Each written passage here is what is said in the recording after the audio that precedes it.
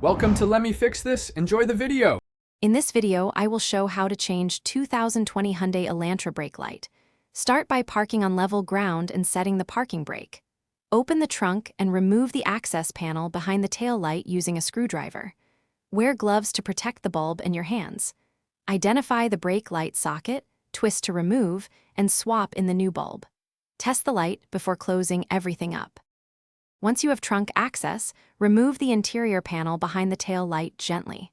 Locate and remove screws holding the assembly, placing them in a small tray. Carefully pull the tail light assembly outward until the bulb sockets are visible. Avoid yanking on wiring or forcing the assembly, as clips can break.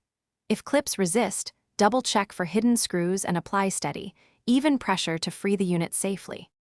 If this guide is helping, please subscribe and like so I can keep making useful car tips. Quick recommendation: life's too short for cheap socks. Go darn tough for comfort and a lifetime warranty, perfect for long garage sessions or road trips. I use them when working on cars because they stay comfortable all day. Check the description for the link and other deals. Now let's get back to the video. With the assembly exposed, twist the brake light socket counterclockwise to free it from the housing.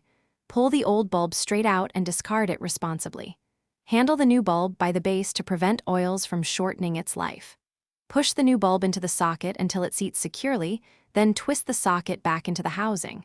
Reconnect any clips, test the brake light, and reassemble the trunk panel when confirmed working. Thanks for watching. If you found this helpful, don't forget to like and subscribe.